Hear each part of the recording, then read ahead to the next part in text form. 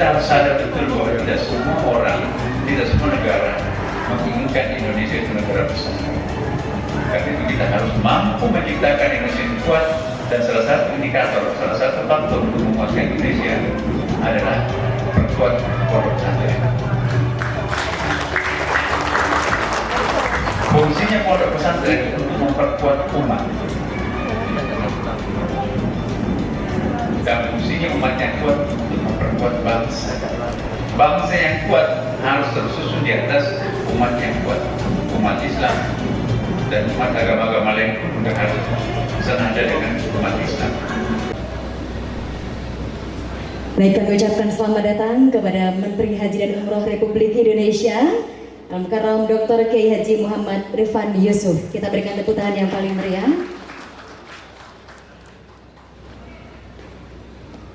Baik Bapak dan Ibu hadirin, para tamu undangan, para kiai, ibu nyai dan juga para santri. Sebelum kita melanjutkan ke acara berikutnya, marilah kita bersama-sama sejenak memanjatkan doa agar seluruh rangkaian acara pada hari ini dapat berjalan dengan lancar, membawa manfaat serta mendapatkan ridho dari Allah Subhanahu wa Ta'ala. Untuk memimpin doa pada hari ini, kami mohon berkenan kepada Kiai Haji Fahmi Amrullah Hazik. Dengan hormat kami haturkan.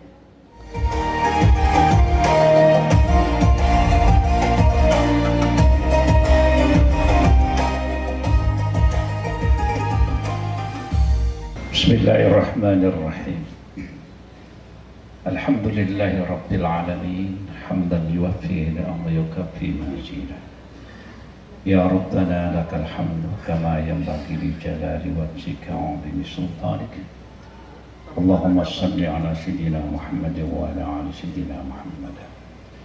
Allahumma ighfir lana dhunubana wa liwalidina warhamhum kama rabbawna shighara wa li jami'il muslimin wal muslimat al ahya'i minhum wal amwat innaka sami'un karimun mujibud da'wat wa ya qadiyal hajat. Allahumma habbib ilayna al iman وزينه في قلوبنا وكره إلينا الكفر والفسوق والعصيان واجعلنا من الراشدين. اللهم لا تدع لنا في مجلسنا هذا ذنبا إلا غفرته ولا هما إلا فرجته ولا دينا إلا قضيته ولا مريضا إلا شفيته ولا ميتا إلا رحمته ولا ضالا إلا هديته ولا جاهلا إلا أعلمته ولا ناقصا إلا أكملته ولا حاجة إلا قضيتها ويسرتها ويسر أمورنا ونور قلوبنا واختم بالصالحات أعمالنا وبالحسنى وبالسعادة آجالنا. ربنا آتنا في الدنيا حسنة وفي الآخرة حسنة وقنا عذاب النار. وصلى الله على سيدنا محمد وعلى آله وصحبه وبارك وسلم والحمد لله رب العالمين.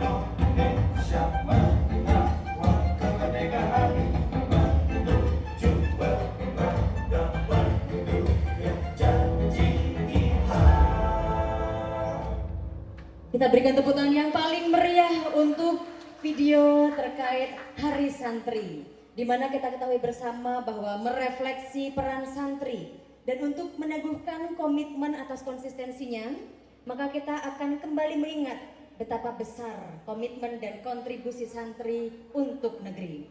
Maka dalam menyambut bulan santri tahun 2025 ini, marilah kita ikuti berikut penyampaian laporan dari Direktur Jenderal Pendidikan Islam Kementerian Agama Republik Indonesia kepada Profesor Dr. Haji Ami Sitno MAG. Kami persilahkan.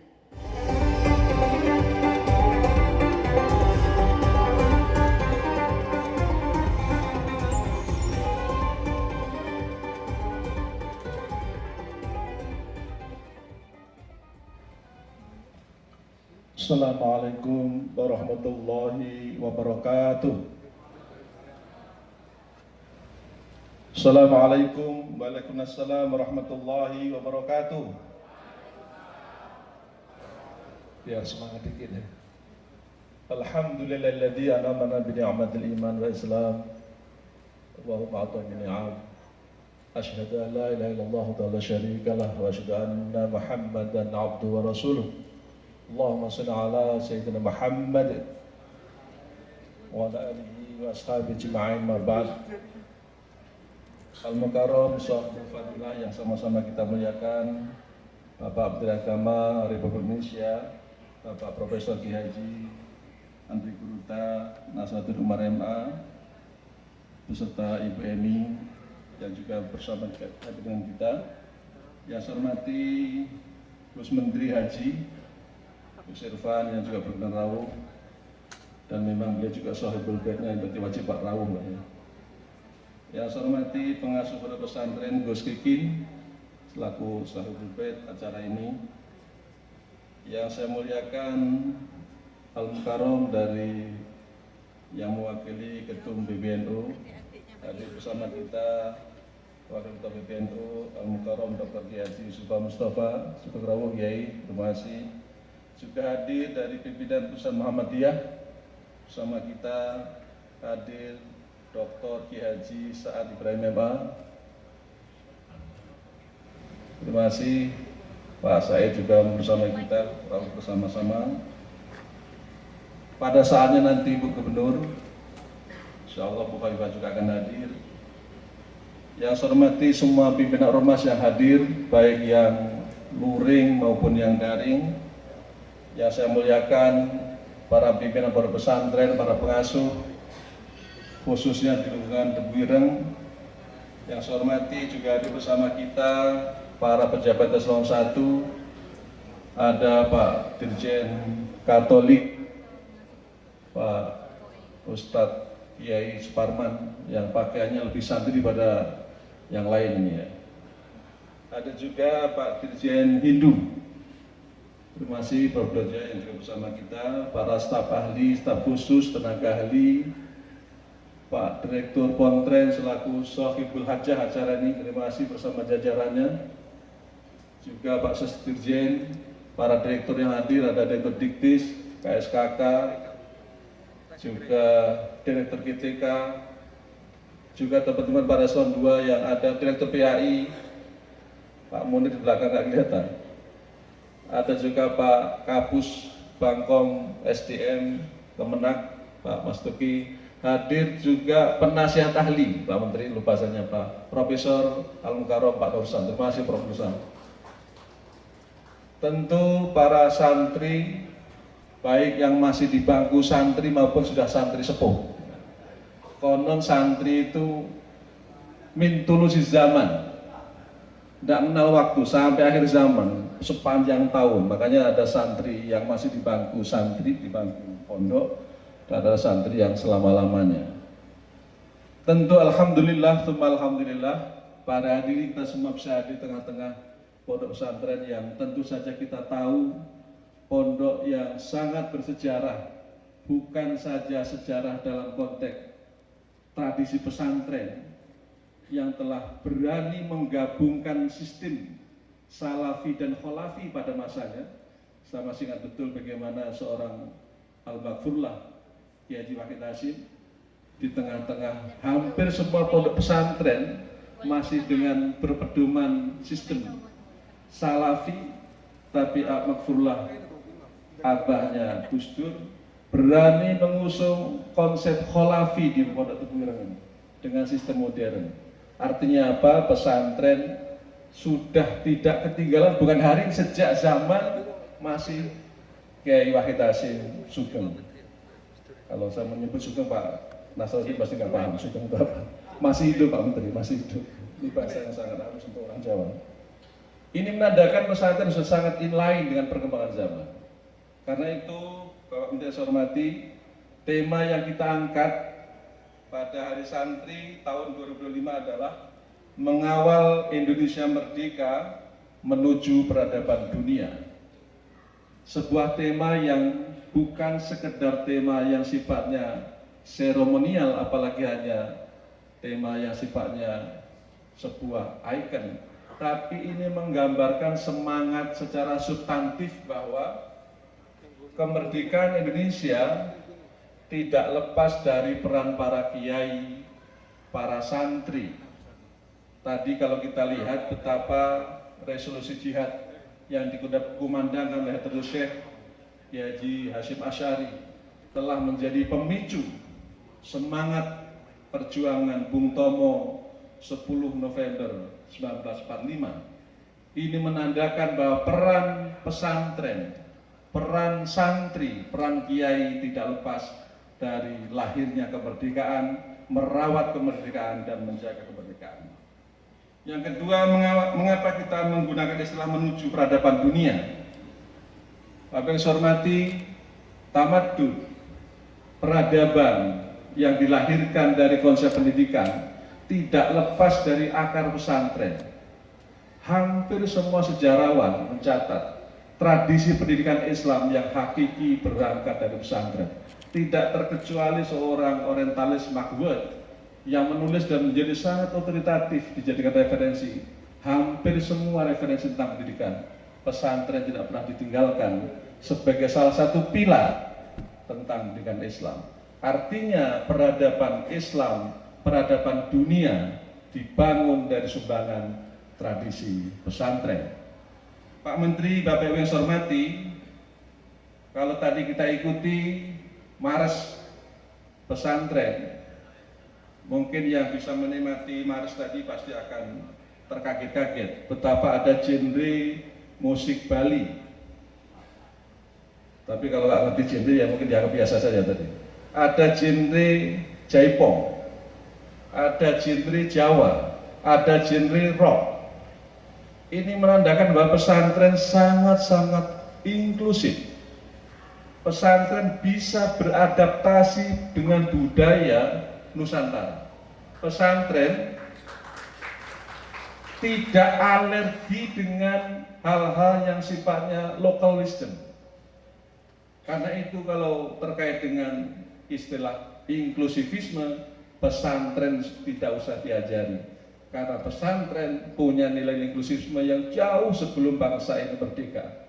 Dan gambaran tadi menandakan komitmen pesantren akan terus menjaga, mewarisi dan meneruskan perjuangan para founding fathers, para muassis pondok pesantren untuk mengawal kemerdekaan, sekaligus juga bagaimana membangun peradaban dunia.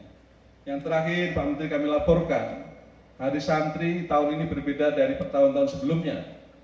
Kalau tahun-tahun sebelumnya khusus terkait dengan itlaq, atau yang bahasa kita sebut dengan launching, seringkali hanya dilakukan dengan kegiatan yang sifatnya seremonial dengan biasanya melaunching logo. Tadi sebagaimana kita ikuti bersama, saya lihat Pak Ismail sampai kecapean juga ikuti Pak Menteri. Dari satu pondok ke pondok yang lain, 4 pondok kita kunjungi hari ini dengan mendukung penuh program Bapak Presiden makan bergizi gratis. Pak Menteri ainul yakin, melihat langsung, bukan cuma katanya, betapa program ini sudah berjalan, khususnya di pondok pesantren Jawa Timur, baik itu tadi di Darul Ulum, Bahrul Ulum, bahkan termasuk juga di Tebu Ireng. Ini menandakan bahwa kehadiran pemerintah tentang MBK sudah jalan sangat bagus. Hal yang sama Hal yang sama tadi Pak Menteri juga melihat langsung bagaimana pemerintah hadir terkait dengan cek kesehatan gratis. Bahkan 2 kali saya ikuti Pak Menteri meriksa diri cek darah. Beliau ini kurang tidur selalu 2 jam, menurut konon kata ibu, tapi darahnya selalu normal. Pak Basnang tidurnya 24 jam tapi tidak normal-normal. Nanti resepnya minta Pak Menteri Pak Basnang. Kenapa? Tidur 2 jam tapi darahnya normal. Kita ini mungkin selalu banyak makan ya. Mudah-mudahan CKG dan MBG adalah program pemerintah yang akan terus kita dukung dan maslahah bagi pesantren. Dan selain itu Pak Menteri, tadi juga dimulai dengan halakoh, seminar. Tentu saja tentang peradaban yang nantinya akan kita usung bukan saja yang dari Tebuireng, juga nanti ada di Wajo, ada juga di Sumatera, ada juga di kawasan luar Jawa lainnya. Mohon perkenan pada saatnya Pak Menteri menyampaikan arahan sekaligus meluncing acara Hari Santri dan semua rangkaiannya yang kami sebut dengan Asta Hasa. 8 agenda Hari Santri yang nanti dimulai di launching hari ini dan puncaknya pada tanggal 24 Oktober yang insya Allah akan bersama Presiden, santri berbakti untuk negeri bersama Presiden RI di Taman Mini. Wallahu muwaffiq ila aqwamit thoriq. Wassalamualaikum warahmatullahi wabarakatuh. Waalaikumsalam warahmatullahi wabarakatuh. Kita berikan tepuk tangan yang paling meriah Bapak dan Ibu. Baik, kami haturkan terima kasih kepada Bapak Profesor Dr. Haji Amin Suyitno MAG atas laporan yang telah disampaikan. Untuk selanjutnya kita akan simak bersama sambutan hangat dari tuan rumah Sohibul Bait Pondok Pesantren Tebu Ireng kepada Al-Mukarram Kiai Haji Abdul Hakim Mahfud. Fatafadhol alaihi masykuran.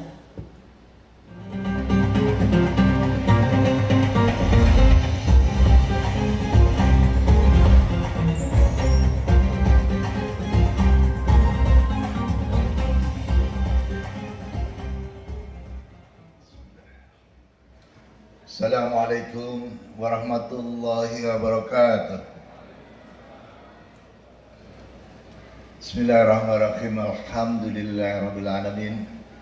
Wa bihi nasta'in ala umuri din. Shalatu wassalamu ala asyrafil anbiya wal mursalin. Sayyidina wa maulana Muhammad wa ala sahbihi ajma'in wa ba'd. Para muhtaramin, para alim, para kiai, bunyai, wabil khusus yang saya hormati Menteri Agama Republik Indonesia Profesor Dr. Kiai Haji Nasaruddin Umar MA beserta Ibu. Yang saya hormati Menteri Haji dan Umrah Republik Indonesia Dr. Kiai Haji Muhammad Irfan Yusuf MSI.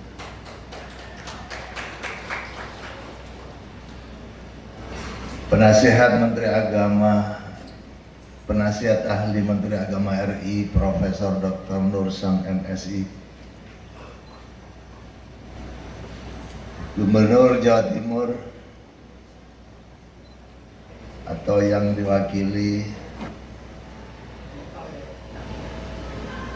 sampai di tol, sekarang diwakili Pak Dr. Kiai Haji Jazuli.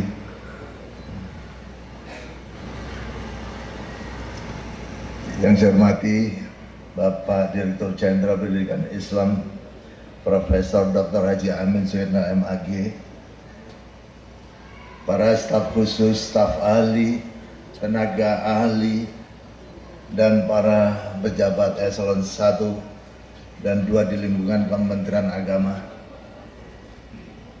Wakil Ketua Umum PBNU Dr. Kiai Haji Zulfa Mustafa, selamat datang di Tebu Ireng.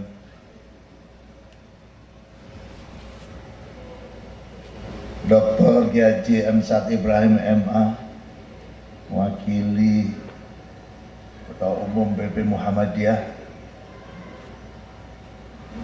segenap Duriah Kiai Hasyim Asy'ari bersama kita Ibu Faridah Salahuddin, semoga selalu sehat. Ketua Presidium Nasional IKPT Profesor Mas Kuri Bakri MSI yang saya hormati, hadirin hadirat rahmatullah. Alhamdulillah pada siang hari ini kita bisa bermuajahah, bersilaturahim, berkumpul di sini dalam rangka Itlaq Hari Santri Nasional 2025. Ini tahun ke-10 peringatan Hari Santri. Alhamdulillah, dan saya sampaikan terima kasih Pak Menteri, Pak Dirjen, diputuskan Itlaq peluncurannya dilaksanakan di Tebuireng dan diikuti oleh semua kantor Kemenak seluruh Indonesia.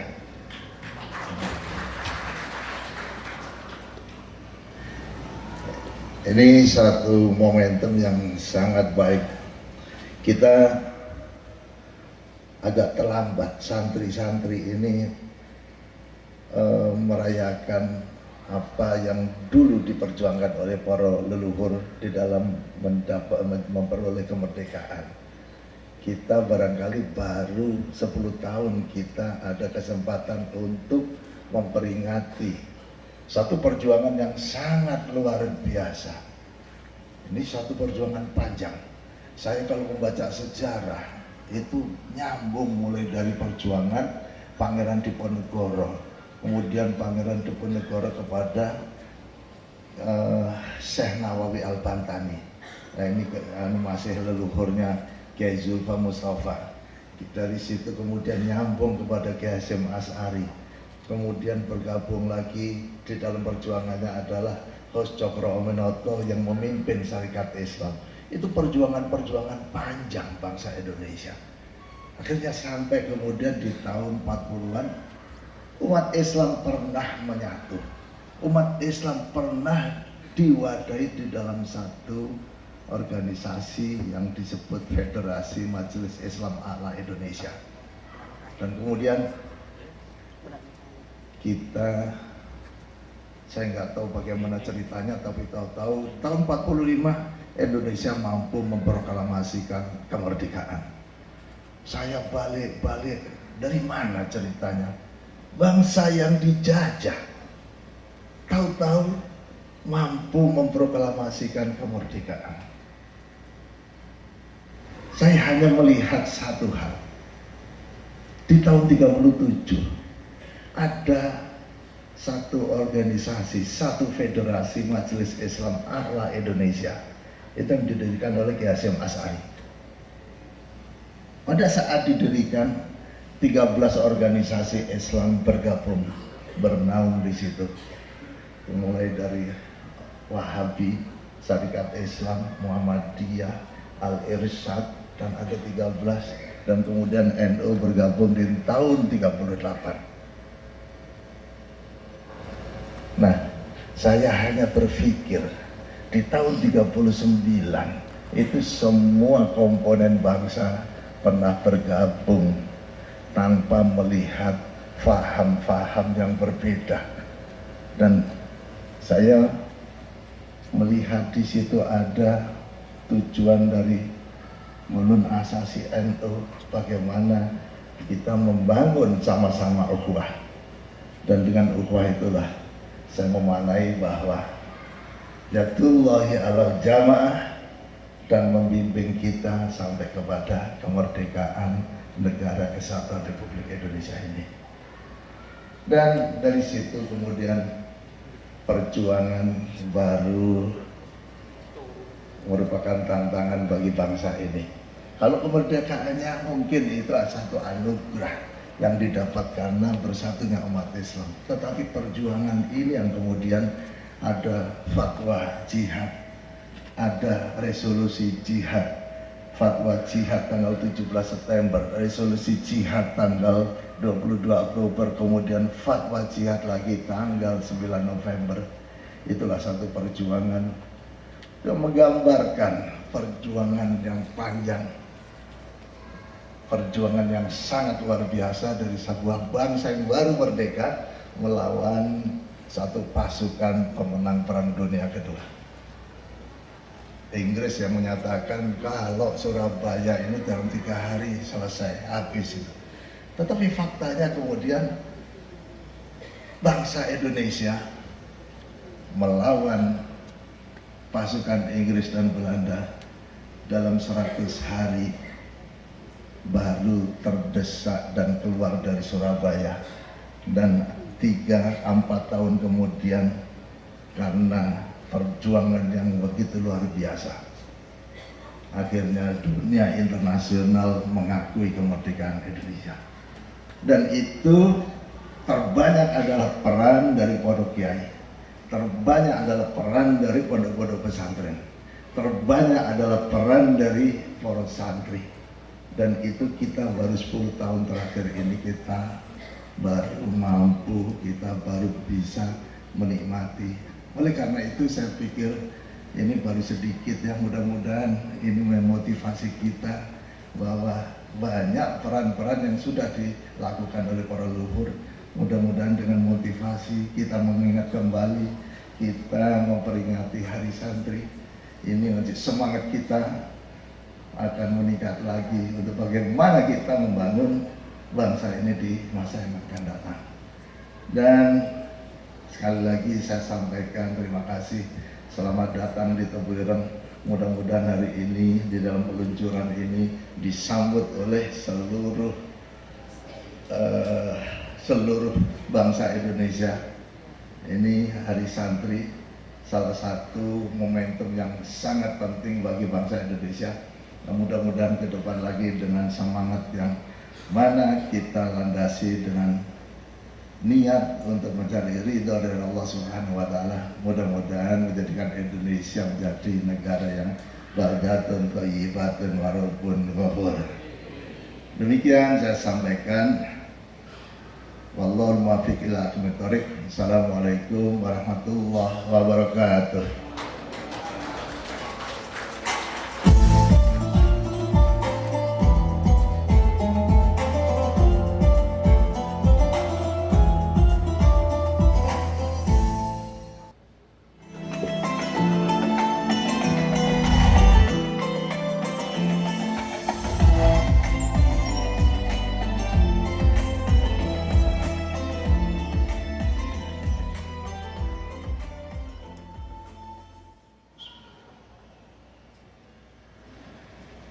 Assalamualaikum warahmatullahi wabarakatuh. Alhamdulillah alladzi ja'ala al-ilma wasilatan min wasaili dukhulil jannah kama ja'alahu wasilatan min wasaili raf'id darajah wa i'la'is thaqafatil islamiyah. Asyhadu an la ilaha illallah wa asyhadu anna Muhammadan abduhu wa rasuluh. Allahumma fassalli wa sallim ala nabiyyina Muhammadin wa ala alihi wa ashabihi. Amma ba'd.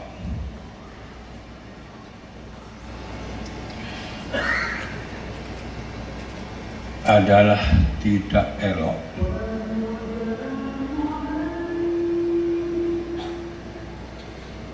seorang santri menyebut nama kiainya,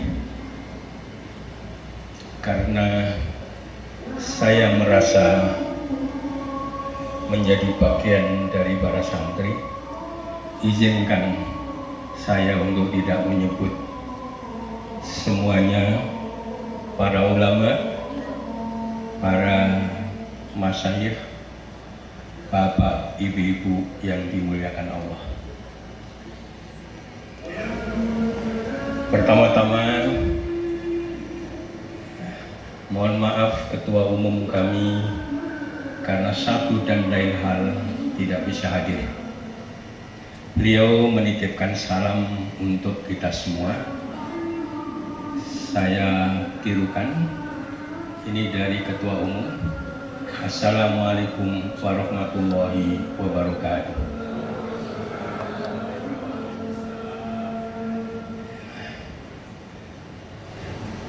Tanpa menyebut nama, saya ucapkan pada Bapak-Bapak Menteri, baik dari Kementerian Agama, juga Kementerian Haji dan Umroh, Sohibul Ma'had, ya, Kiai, ya, saya kira nggak usah saya sebut, ya. Demikian pula di ujung sana juga dari PBNU, ya, dan beliau tentu sangat kiai, karena itu juga mohon izin untuk tidak menyebut. Ya.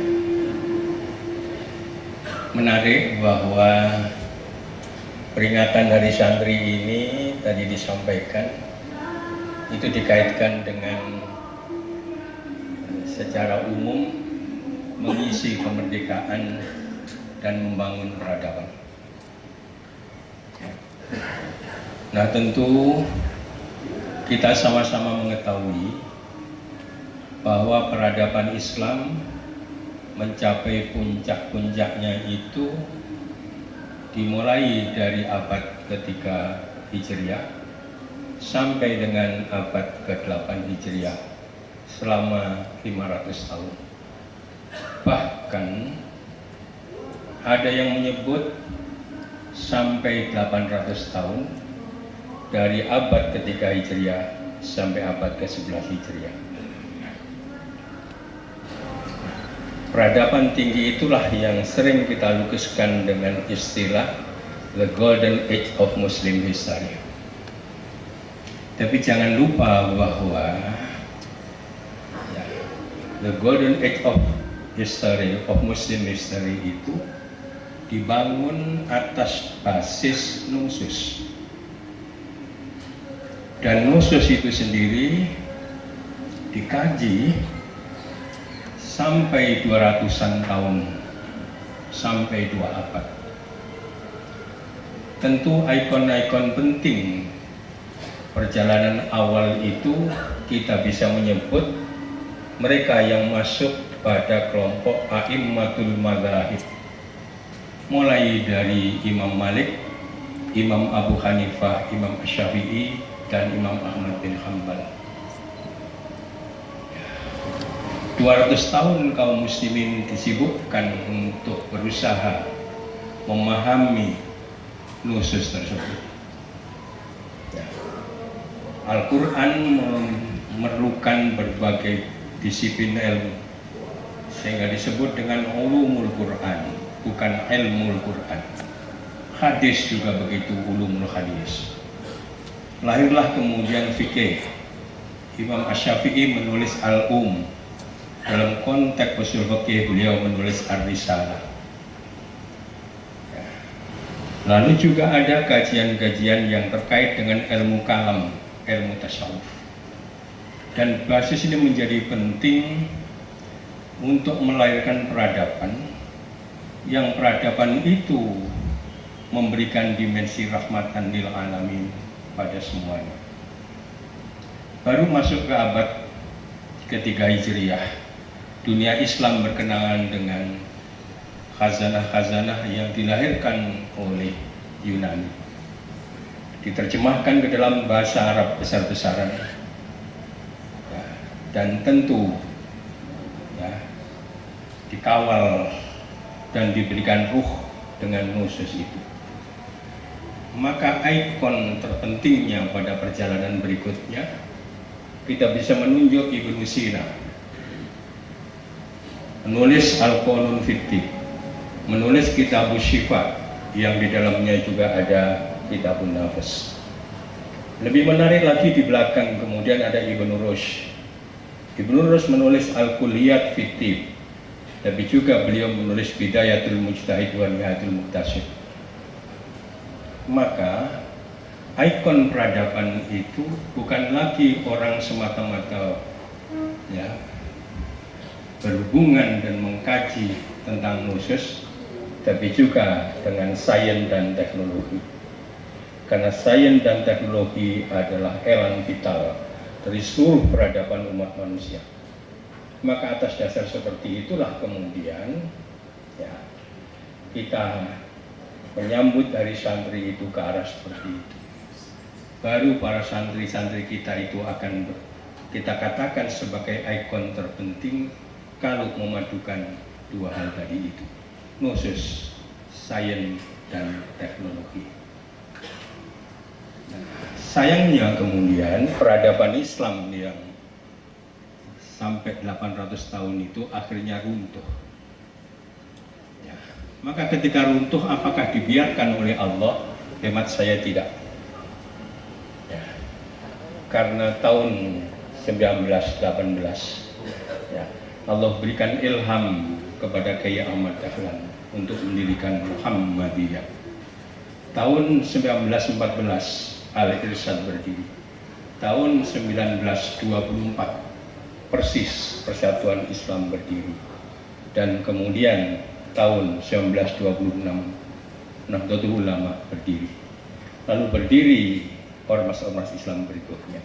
Hemat saya, itu semuanya lah cara Allah menebar biji-biji peradaban untuk masa depan.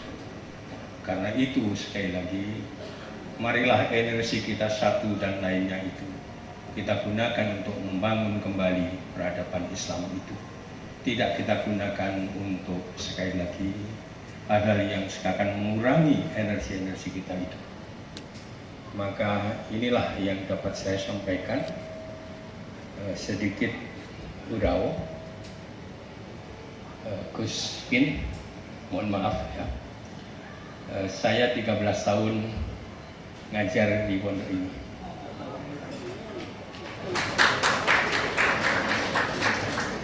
Mulai tahun 2003 sampai 2015.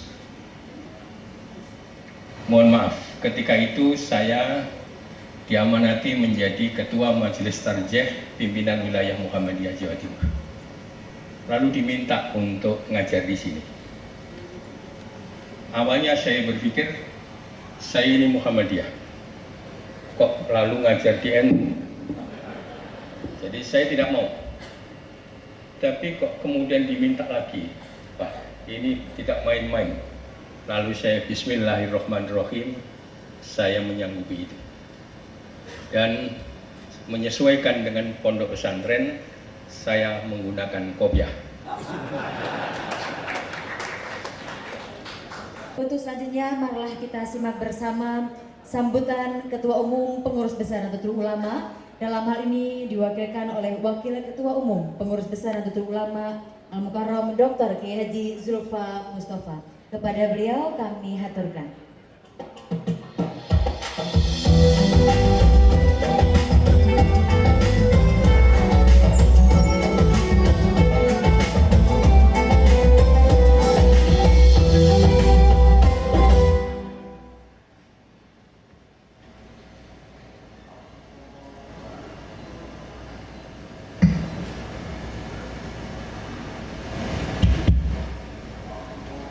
Assalamualaikum warahmatullahi wabarakatuh.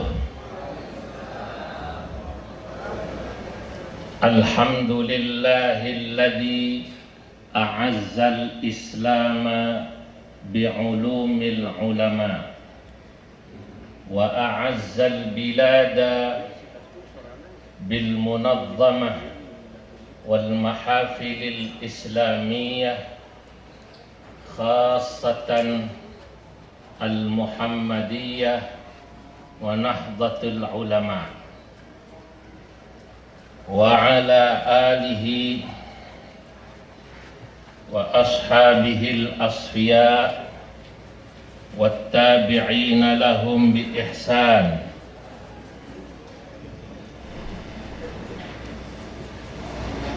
وعلى آله وأصحابه الذين ورثوا لنا التراث الغراء والثراء أما بعد. Yang saya muliakan Bapak Menteri Agama, Bapak Profesor Dr. Kiai Haji Nasaruddin Umar beserta Ibu. Bapak Menteri Haji dan Umrah Kiai Haji Dr. Muhammad Irfan Yusuf, Ibu Gubernur Jawa Timur, Ibu Dr. Hajjah Khofifah Indar Parawansa, pengasuh Pondok Pesantren Tebuireng Al-Mukarram Kiai Haji Abdul Hakim Mahfud beserta Ibu Nyai dan Ibu Nyai Salahuddin Wahid, Ibu Nyai Munjidah Wahab, seluruh kiai-kiai yang hadir, wabil khusus Bapak Kiai Haji Dr. Sa'ad Ibrahim, santri Muhammadiyah yang tetap menjadi Muhammadiyah betapapun mengajar di pesantren NU. Ya. Hadir di sini saya harus sebut Al-Mukarram Kiai Haji Abdul Hasib Wahab, Ketua PBNU yang sekaligus Komisaris PBNU, karena beliau di antara putra muassis pendiri yang masih hadir. Beliau adalah putra langsung daripada Mbah Wahab Hasbullah bersama Bu Nyai Munjidah. Saya mohon maaf tidak bisa menyebut satu persatu para pejabat yang hadir di sini, wabil khusus yang punya gawe Profesor Dr. Ahmad Suyitno, Dirjen Pendis yang punya gawe Hari Santri. Atas nama pengurus besar Nahdlatul Ulama, saya mewakili Ketua Umum yang 3 hari lalu meminta saya mewakili beliau hadir di sini. Kami mengucapkan terima kasih sebesar-besarnya, memberi apresiasi kepada Kementerian Agama yang mengadakan itlaq atau launching Hari Santri di pondok pesantrennya Hadratus Syekh Mbah Kiai Haji Hasyim Asy'ari. Kenapa? Karena berarti Pak Menteri Agama ini mengamalkan slogan jas merah dan jas hijau. Ya. Jas merah itu artinya jangan sekali-kali merupakan sejarah. Kalau jas hijau jangan sekali-kali hilangkan jasa ulama. Karena dari tempat inilah ada semacam itlaq, launching resolusi jihad. Sebelum disampaikan di Bubutan Surabaya, resolusi jihad disusun di tempat ini. Mbah Hadratus Syekh Kiai Haji Hasyim Asy'ari yang kemudian karena diminta oleh Jenderal Sudirman yang mengutus Bung Tomo yang tadi menyampaikan, beliau menyusun resolusi jihad. Karenanya jika kemudian acara itlaq atau launching daripada resolusi jihad Hari Santri tahun 2025 diadakan di Pondok Pesantren Tebuireng, itu artinya alhamdulillah sekali lagi Pak Menteri Agama ini sungguh betul-betul mengamalkan jas merah dan jas hijau. Saudara-saudara, itu yang pertama. Yang kedua, pada kesempatan ini kami juga ingin menyampaikan bahwa jika resolusi jihad itu adalah bukti cinta para santri dan ulama, nah, saya harus sampaikan bahwa Hari Santri ini tidak hanya milik Nahdlatul Ulama. Maka alhamdulillah pada hari ini saya salut Pak Menteri. Ini Muhammadiyah walaupun pesantrennya ini saya diberi buku oleh Kiai Sa'ad baru berjumlah 446, tapi pesantren Muhammadiyah tetap punya santri. Dan alhamdulillah diakui sebagai santri sehingga diberi sambutan. Tapi beliau bilang, Yai, tapi Muhammadiyah itu 446, pesantrennya punya Muhammadiyah, bukan punya kiainya. Kalau Nahdlatul Ulama memang pesantrennya mungkin lebih dari 30.000, tapi itu adalah punya kiainya. Ya, memang dari sisi kesejarahan berbeda. pesantren telah lebih ada dulu daripada Nahdlatul Ulama, baru ada Nahdlatul Ulama. Kalau di Muhammadiyah dulu ada organisasi, baru ada pesantren.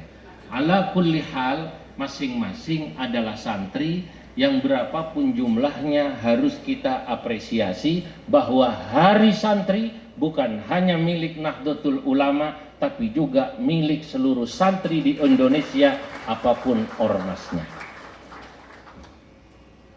Kalau Hari Santri yang sebelumnya adalah diawali resolusi jihad, saya katakan Mbah Hashim ini lewat resolusi jihad ingin mengajarkan kepada kita, ingin membuktikan betapa para ulama, para santri memiliki rasa cinta pada negara dan bangsa.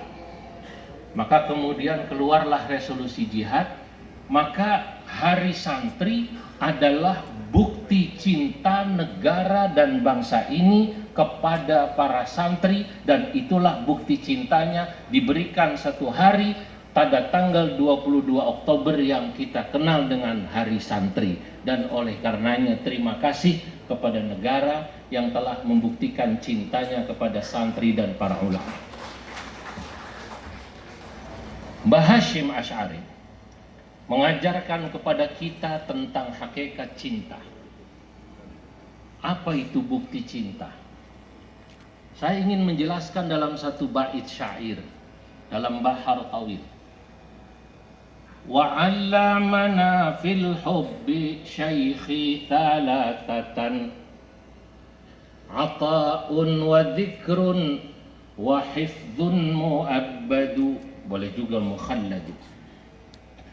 Wa 'allamana fil hubbi syaikhi thalathatan, dan telah mengajarkan kepada kami fil hubbi tentang makna cinta, syaikhi guru kami Hadratus Syekh Mbah Hashim Asy'ari, thalathatan tentang 3 hal.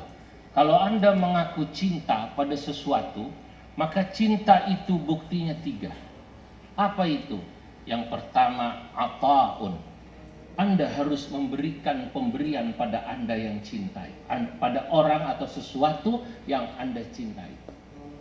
Nahdlatul Ulama lewat resolusi jihad telah membuktikan pemberiannya, pengorbanannya pada bangsa ini dengan menyerukan seluruh warganya, santrinya berjuang pada masa itu mempertahankan kemerdekaannya. Itulah anugerah pemberian terbesar yang diberikan oleh Nahdlatul Ulama dan bukti cinta Nahdlatul Ulama pada NKRI, Negara Kesatuan Republik Indonesia ini. Apa'un. Kedua, wa dzikrun. Kalau Anda cinta, kata Mbah Hashim, Anda harus terus menyebut sesuatu yang Anda cintai. Sebab al-hubbu ma'nahu tawajjuhul qalbi ilal mahbub. Orang-orang pintar mengatakan cinta itu adalah ketika hatimu selalu mengingat apa yang kau cintai. Di NU, Pak Menteri, Nahdlatul Ulama, Pak Kiai Sa'ad, setiap ada acara itu ada 2 lagu wajib yang kami terus sampaikan. Saya tidak tahu tadi acara di sini apa karena sempitnya waktu, biasanya ada, tapi karena saya datang lambat. Pertama selalu ada lagu Indonesia Raya, dan yang kedua ada lagu apa namanya? Hubul Waton, ada ya? Tidak ada. Nah, berarti ini panitia mohon maaf khilaf. Afallahu amma salaf. Di NU itu selalu 2 acara itu ada, dan itu menunjukkan bahwa santri-santri NU diajarkan oleh para kiainya, para ulamanya lewat Mbah Hashim untuk selalu mengingat-ingat NKRI lewat 2 itu.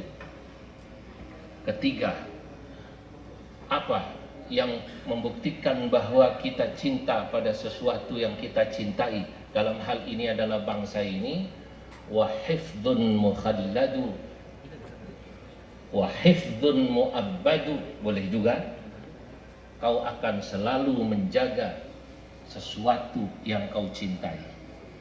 Hadirin, hari ini saya membaca satu komentar seorang kiai yang sangat saya hormati di grup ulama yang saya sangat hormati. Tapi saya tidak berani menjawab pertanyaan kiai itu dalam grup itu. Kata beliau, dahulu santri itu dimarginalkan, kurang begitu diperhatikan. Tapi pada saat dahulu santri kurang diperhatikan oleh negara dan bangsa ini, marwah organisasi santri NU dan Muhammadiyah wibawa, izzah. Marwah organisasi santri dan ulama izzah, mulia. Sekarang alhamdulillah santri diberi kesempatan luar biasa oleh negara. Masya Allah, hari ini hadir di tengah kita dua menteri dan dua-duanya santri asli pakai short. Santri asli pakai short, Kiai Nasaruddin Umar dan juga Kiai Haji Irfan.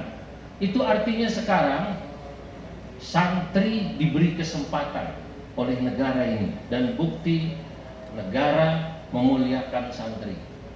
Hanya pertanyaannya, apakah kemudian santri dan ulama, termasuk organisasi yang di sana terdapat santri dan ulama, masih izzah, masih mulia seperti pada saat terdahulu?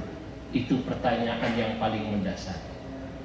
Ini pertanyaan beliau dalam grup, saya tak berani menjawab.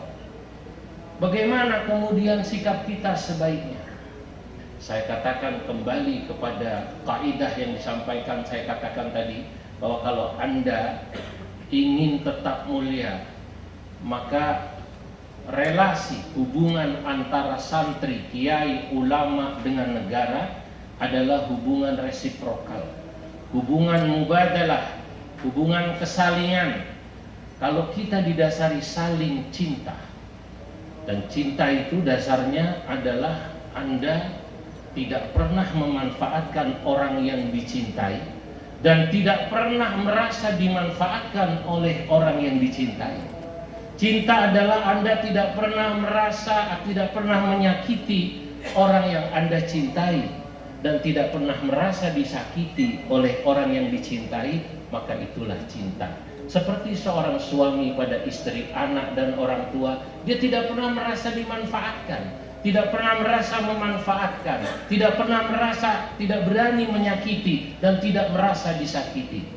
Jika organisasi Islam, jika santri pada negaranya demikian, tidak pernah memanfaatkan negaranya dan tidak pernah merasa dimanfaatkan negaranya, tidak pernah bisa menyakiti negaranya dan tidak pernah merasa disakiti negaranya, maka disitulah puncak daripada cinta santri, cinta ulama, cinta organisasi Islam pada negara dan bangsa, dan akhirnya semoga bangsa ini juga melakukan hal yang sama pada organisasi Islam-Islam yang ada di Indonesia, pada ulama dan santri-santri yang ada di Indonesia. Saudara-saudara, saudara, tentu tidak patut saya berbicara panjang karena ini hanyalah sambutan. Insya Allah semoga semua yang ada di negara ini oleh Allah Subhanahu wa Ta'ala diberikan kemudahan untuk membangun negara dan bangsa ini dengan mudah. Karena kondisi negara ini jujur tidak sedang baik-baik saja. Bahkan kondisi beberapa organisasi Islam pun tidak dalam kondisi baik-baik saja. Semoga insya Allah hadirnya kita di sini, kita nanti membaca Fatihah untuk Hadratus Syekh. Di tempat ini kita baca Fatihah, mohon agar Allah Subhanahu wa Ta'ala memberikan pertolongan buat negara kita dan organisasi Islam yang ada di Indonesia, untuk para ulamanya dan para santrinya. Ala ma nawaina wa ala ma nawa salafuna salihun. Al-Fatihah. A'udzubillahi minasyaitonir rajim. Bismillahirrahmanirrahim. Alhamdulillahi rabbil alamin arrahmanir rahim maliki yaumiddin. Iyyaka na'budu wa iyyaka nasta'in. Ihdinas siratal mustaqim. Siratal ladzina an'amta 'alaihim ghairil maghdubi 'alaihim waladdallin. Wabillahi taufiq wal hidayah. Nasrun minallahi wa fathun qarib. Wa basyiril mu'minin Wallahul muwaffiq ila aqwamit thariq. Wassalamualaikum warahmatullahi wabarakatuh.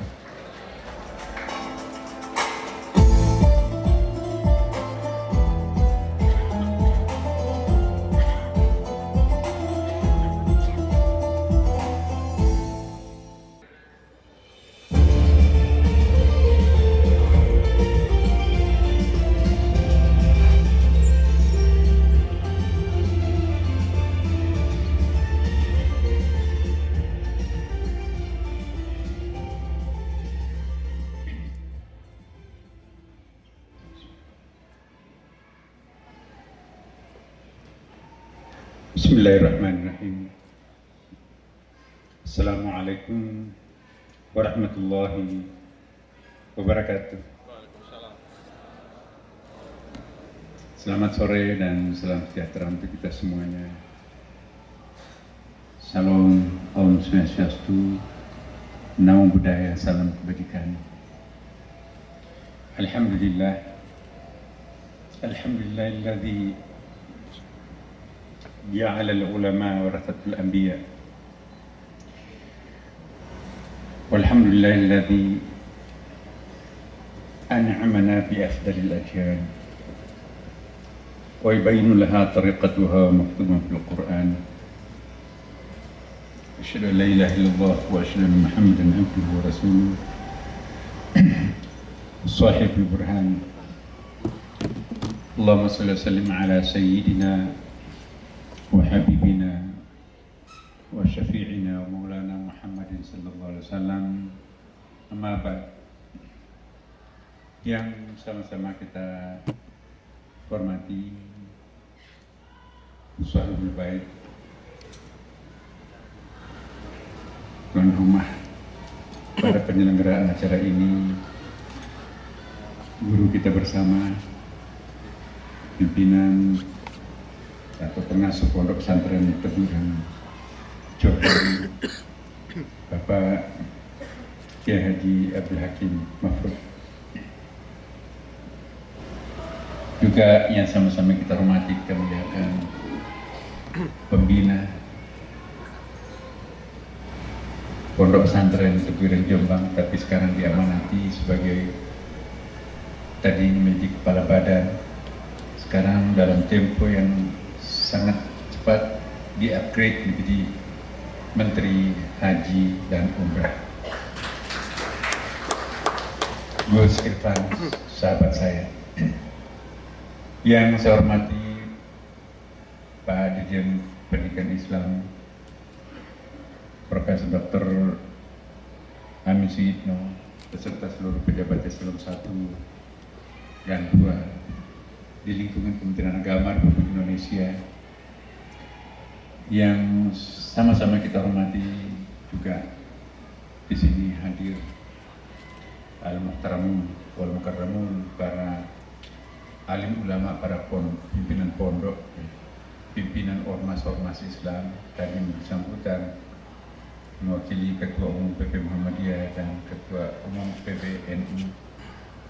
Di sini juga banyak para pimpinan pondok, baik yang hadir di tempat ini maupun yang mengikuti Zooming di seluruh Indonesia ini, bahkan seluruh dunia. Ini kita minta supaya nanti semua komunitas santri dimanapun juga berada mengikuti itlaq yang kita lakukan pada hari ini.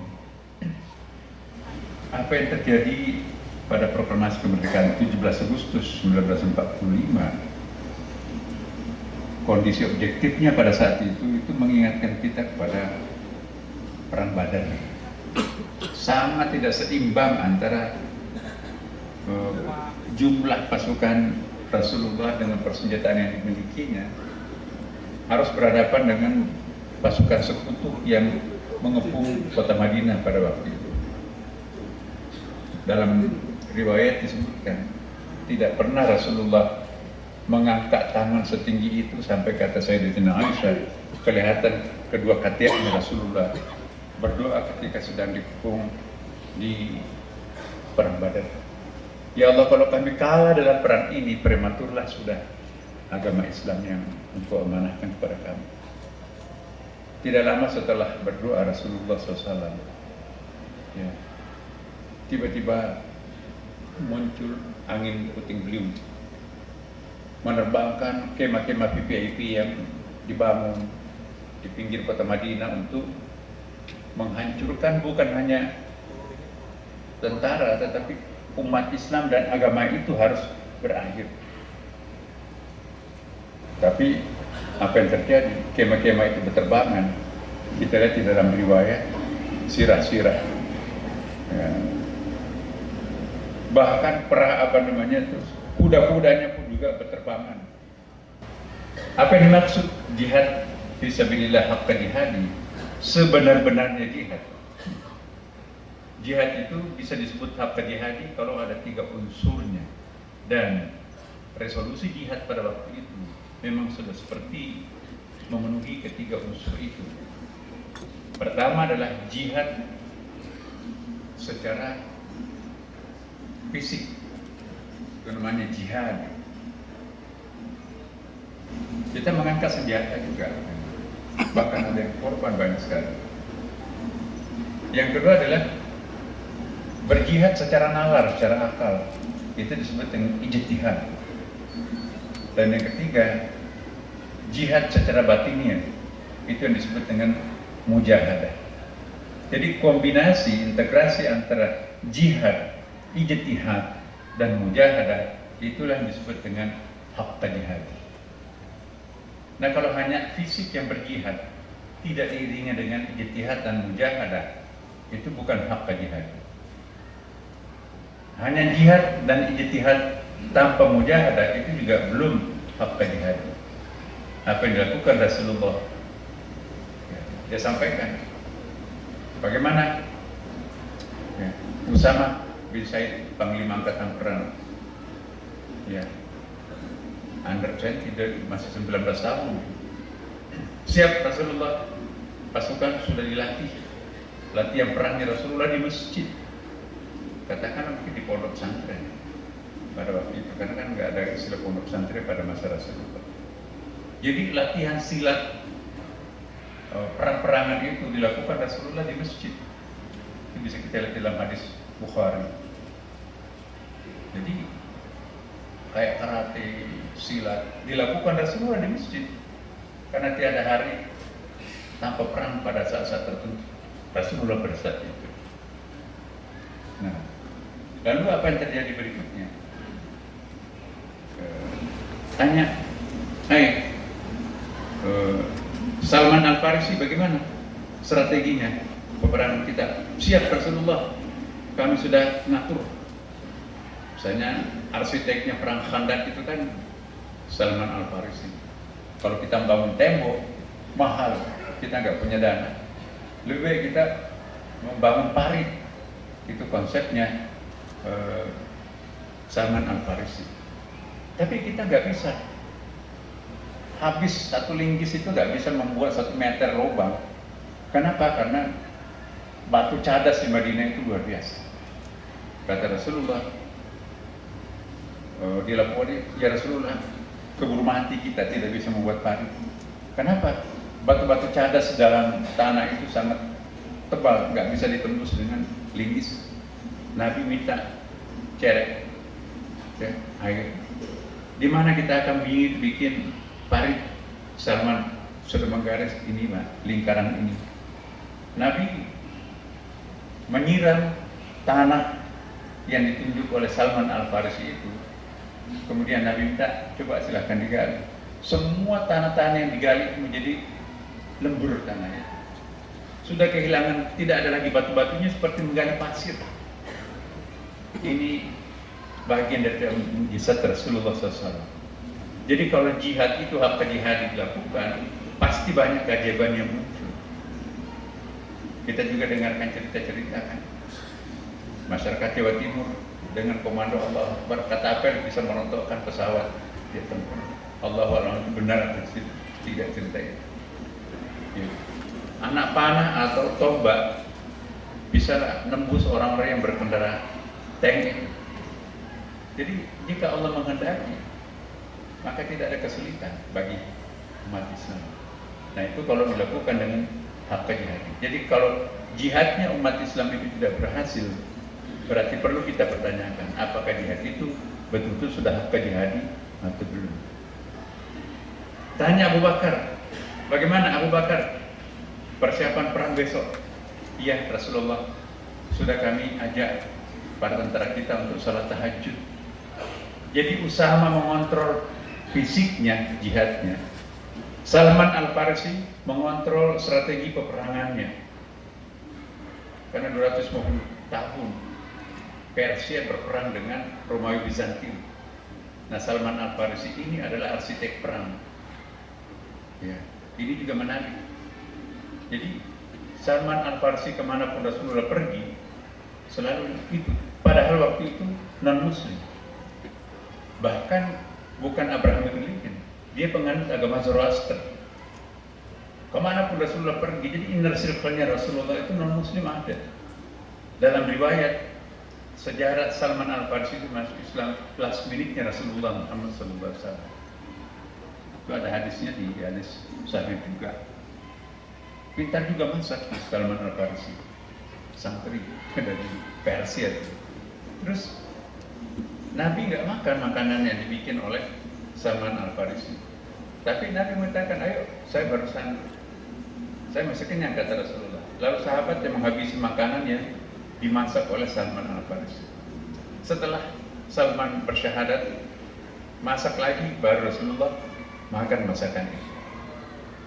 Jadi Bapak sekalian, dua tokoh yang sangat penting sama dengan Abi Hurairah. Abi Hurairah itu masuk Islam 3 tahun terakhir Rasulullah, tapi paling banyak meriwayatkan hadis. Kita kembali, apa rahasia suksesnya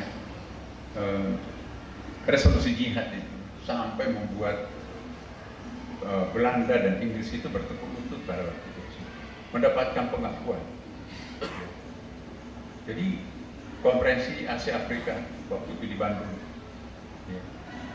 Bung Karno berpidato, kabinet yang kami bentuk sekian dan termasuk Menteri Agama. Dalam kesempatan dinner pada waktu itu, Bung Karno mengatakan, kami tidak membentuk Menteri Wakaf atau Menteri seperti tempat yang lain, Menteri Wakaf kan. Kami adalah Menteri Agama, mengurus perceraian, mengurus pengadilan dan sebagainya. Tapi kami punya kesulitan karena belum punya sekretariat. Tanah di Jakarta pada waktu itu sudah mulai mahal. Kami punya tanah, kami akan bebaskan, tapi kami tidak punya uang. Maka disumbanglah oleh peserta dari Timur Tengah, konferensi Islam Asia Afrika itu. Maka muncullah Jalan Tamrin dan juga BPPT sampai ke belakang itu tanah Kementerian Agama semua dulu. Itu kita simpan berkasnya. Nah, jadi Bapak Ibu sekalian, Bung Karno itu sangat merasa berterima kasih kepada pondok pesantren. Kenapa? Karena pondok pesantren pada waktu itu memang dibuktikan taman makam pahlawan di seluruh Indonesia, ya, itu yang paling banyak adalah keluarga-keluarga santri. Makanya itu kita sangat kecewa seandainya yang menjadi para penikmat Indonesia Merdeka itu adalah keluarga-keluarga yang tidak ada nenek moyangnya terbareng di taman makam pahlawan. Keluarga santri lah, terutama di Pulau Jawa, Sumatera, dan Sulawesi, paling banyak terbaring ya keluarganya di taman makam pahlawan. Makanya itu pondok pesantren yang begitu kuat dan besar pengaruhnya dalam pencapaian proklamasi kemerdekaan. Bahkan ada satu buku yang membahas bahwa seandainya tidak ada deklarasi tanggal 2 Oktober itu, deklarasi jihad, barangkali Indonesia tidak bisa tenang menikmati kemerdekaan. Itu bisa kita lihat hasil buku yang sangat bagus ditulis oleh saudara Milal, ya, sangat tebal dan itu mendapatkan pengakuan penghargaan resolusi jihad. Bapak Ibu sekalian, pondok pesantren kita sekarang ini sudah berjumlah 42.000 ya, 42.369 di seluruh Indonesia. dan jumlah santrinya 9.808.318 santri. Bukan jumlah yang sedikit. Itu separuh jumlah penduduknya Malaysia. Dan kita lihat juga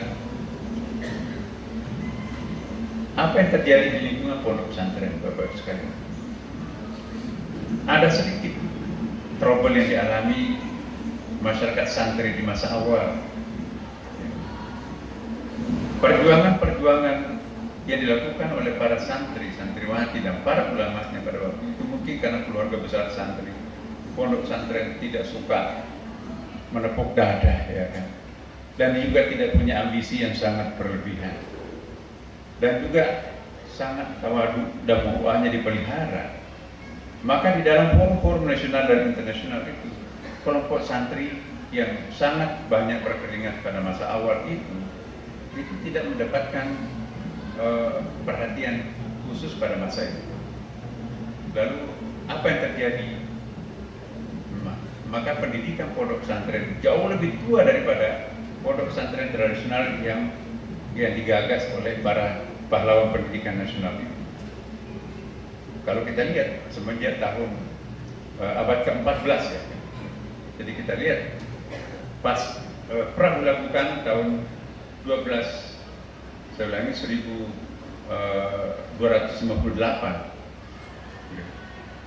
Jadi itu sangat penting buat kita di Indonesia juga.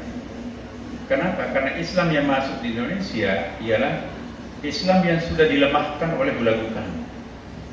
Islam yang masuk di Indonesia bukan Islam pra-bulagukan.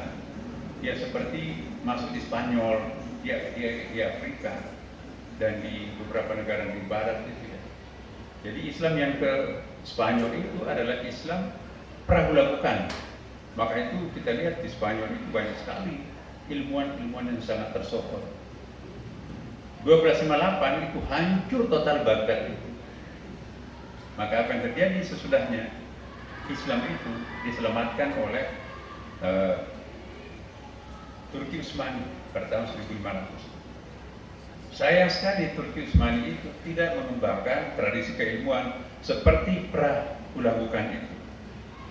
Dia hanya mengembangkan konsep pertahanan militer dan pembebasan negara-negara muslim yang terjajah. Seandainya berkelanjutan ya, Baitul Hikmah yang dirintis oleh para Khalifah Abbasiyah pada waktu itu, Al-Ma'mun terutama mencapai puncak yang dikatakan tadi oleh sahabat kita Ketua PP Muhammadiyah, itu Al-Ma'mun pada waktu itu luar biasa puncaknya. Jadi kitab-kitab yang ditulis itu ditimbang dengan emas. Berapa jilid bukunya, seberat itu timbangan emas yang Anda peroleh. Maka itu banyak penulis.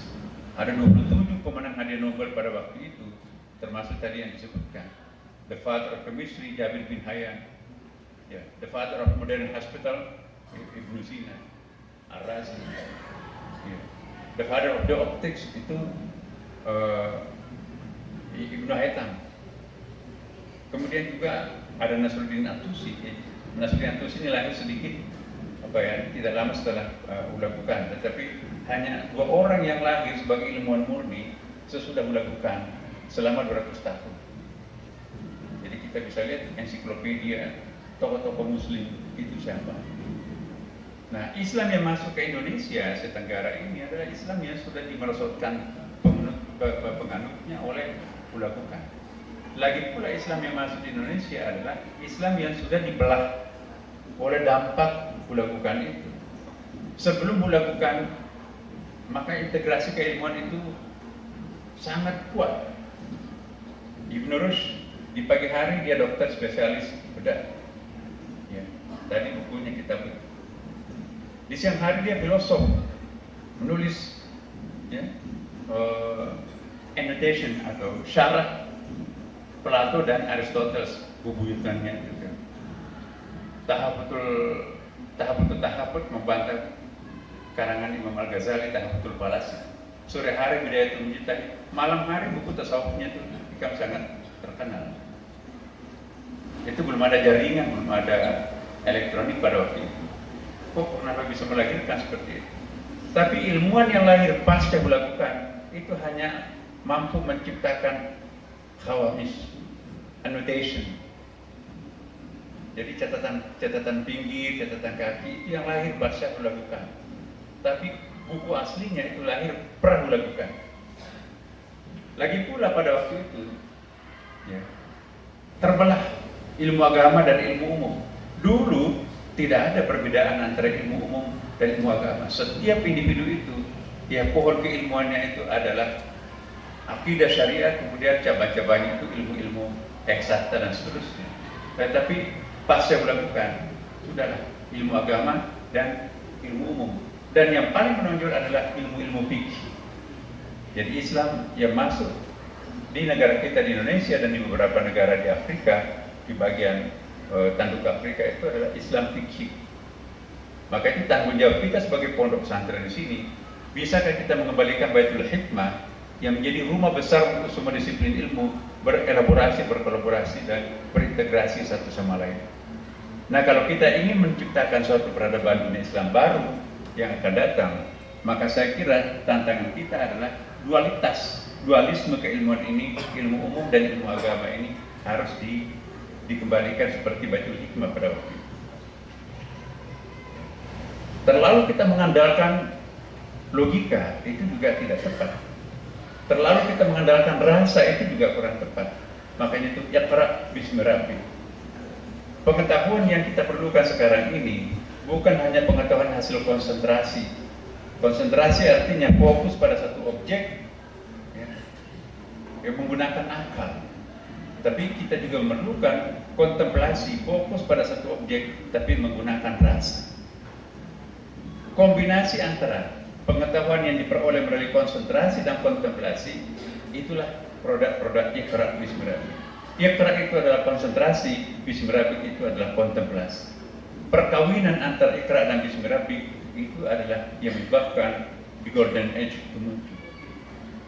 Nah, kapan kita merebut kembali masa kejayaan ini? Kembalikan pada tradisi masa Baitul Hikmah tadi. Maka itu tantangan kita ke depan.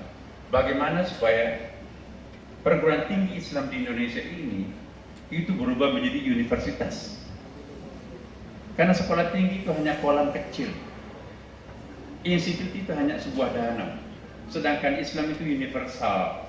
Universalitas Islam tidak bisa diwadahi oleh sekolah tinggi atau institut. Universalitas Islam harus diwadahi oleh Universitas Islam. Ya. Tantangan kita sekarang, persyaratan formal, bagaimana agar pondok-pondok pesantren ini melahirkan perguruan tinggi yang besar, melahirkan perguruan tinggi yang bukan hanya ahli dalam bidang agama, tapi juga ahli di dalam bidang-bidang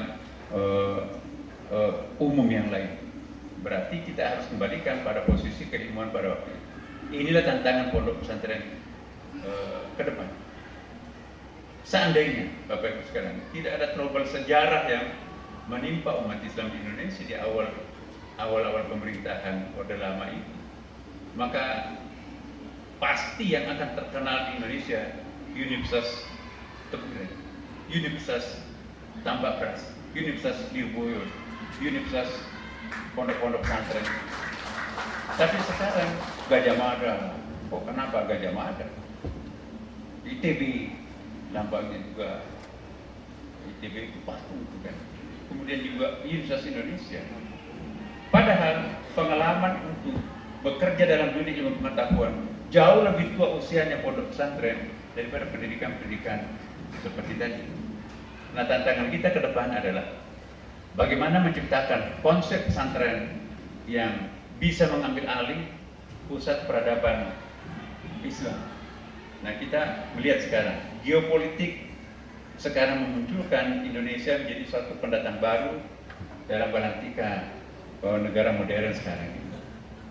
dengan tampilnya Bapak Prabowo, Bapak sekalian, coba kita lihat di dalam peta politik internasional sekarang ini, benar-benar Indonesia ini sangat segar. Dari segi stabilitas ekonomi, Indonesia ini adalah negara Muslim yang paling stabil ekonomi, paling stabil politik. Kita lihat misalnya Mesir, memang hebat dari segi keilmuan, tapi dulu inflasinya sekarang Mesir itu sudah di atas 6. Pertumbuhannya itu sangat rendah, bahkan statistik menunjukkan di bawah 0. Dan termasuk negara-negara dalam media internasional. Kenapa? Karena dibanjiri oleh 12 juta pengungsi dari Syria, dari Sudan, dan dari Palestina. 1 juta saja pengungsi setengah mati memberi makan, apalagi 12 juta.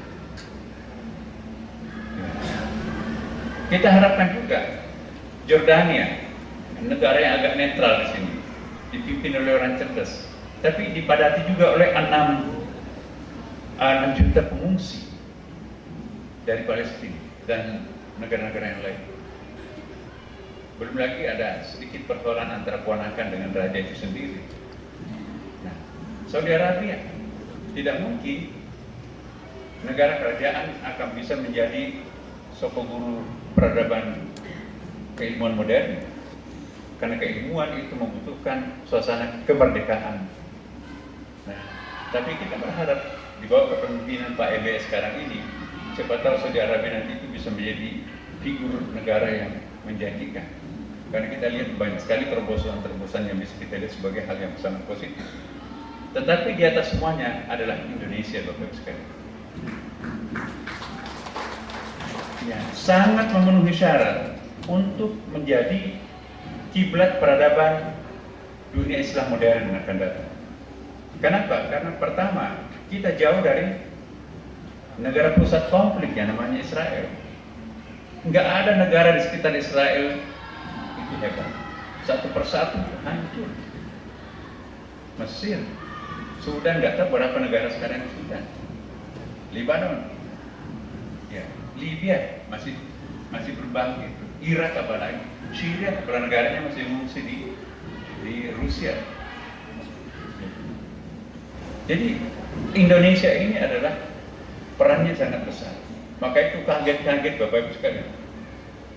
Di negara gagal sekarang ini hanya 3 hari listriknya nyala, 3 hari padam. Ada nyala di malam hari, nggak nyala di siang hari.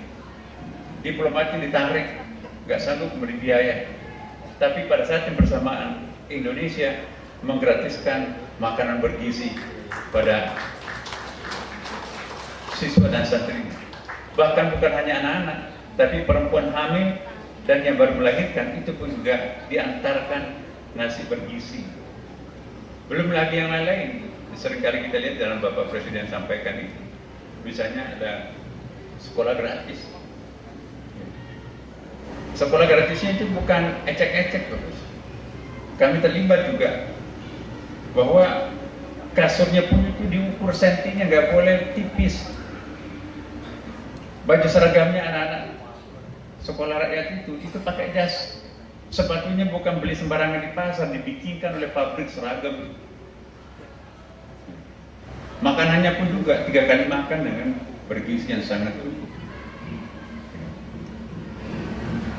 Belum lagi kita kenal ada BNPB, kebakaran, ya, kemudian juga banjir, rumah-rumah yang hancur itu dalam waktu cepat ada bantuan dari negara.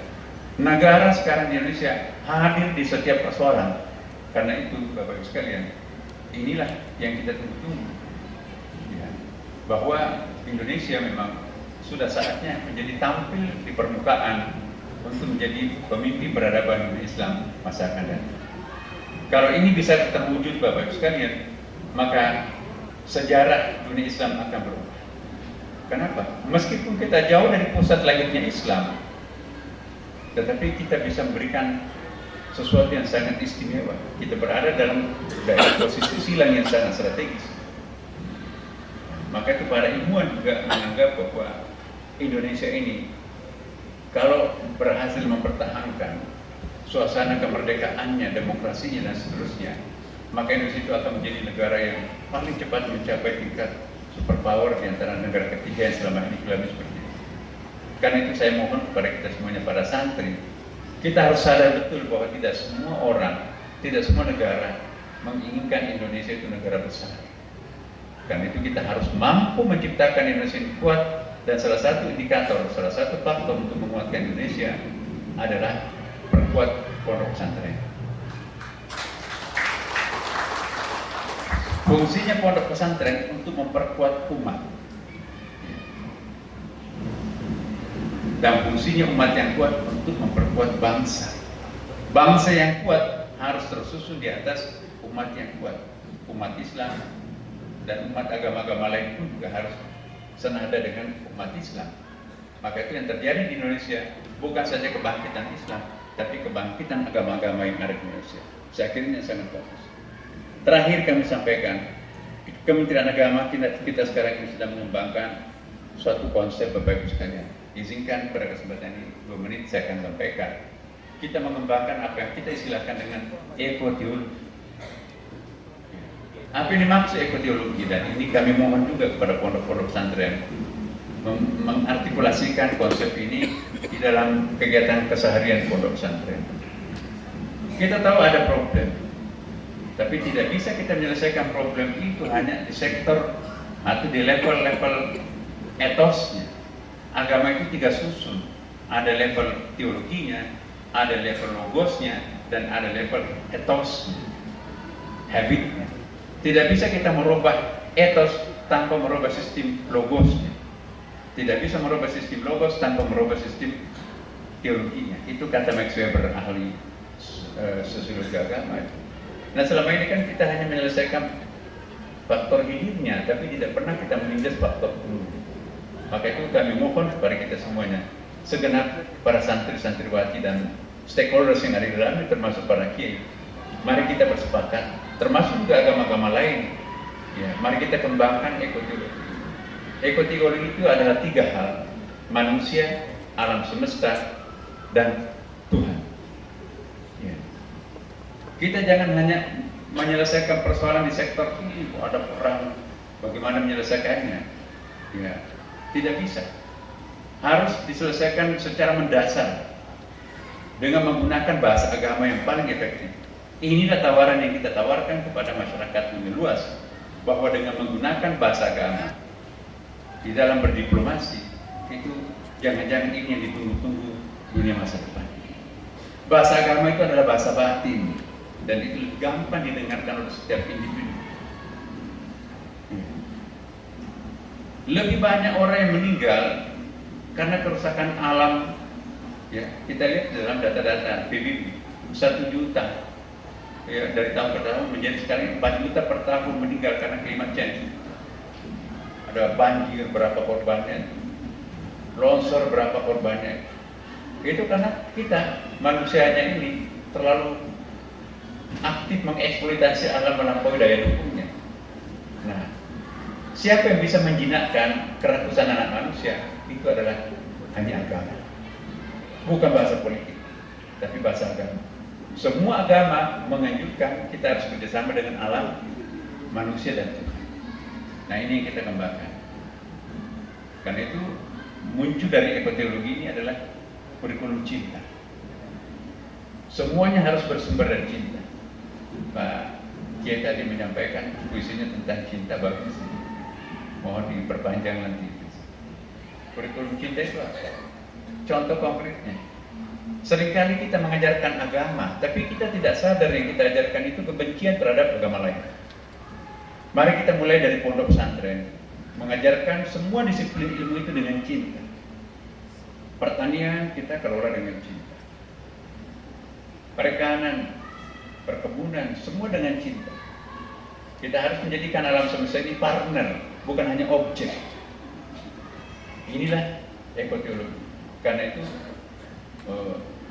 elaborasi nanti bagaimana falsafah ekoteologi ini dalam waktu dekat kita akan edarkan nanti ke seluruh pondok-pondok pesantren. Bagaimana mengejawantahkan konsep ekoteologi menjadi satu kepribadian bangsa, dan bukan hanya bangsa Indonesia, tetapi juga bangsa-bangsa lain. kami mendapatkan banyak undangan. Ya, semenjak kita launching ya, kita statementkan di salah satu seminar internasional di Singapura kemarin, udah 3 bulan lalu, kami diundang untuk menjelaskan apa itu ekologi dan ekoteologi. Jadi Bapak Ibu sekalian, singkatnya bahwa saya sering mengistilahkan bahasanya Bu Khofifah, dulu aku menjadi perempuan, mana perempuan. Ya, jadi Tuhan kita itu lebih menonjol sebagai feminine God. Kitab sucinya itu adalah kitab suci feminin, nurturing, jamali. Ya. Nabinya pun juga feminin, kelembutannya menonjol. Tapi kok umatnya super maskulin? Berarti ada yang salah di sini.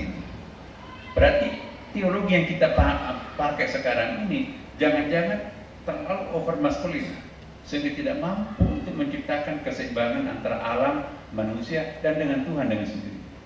Dengan berangkat dari ekoteologi ini, insya Allah kita berharap universalitas kemanusiaan nanti akan datang, akan punya warna tersendiri.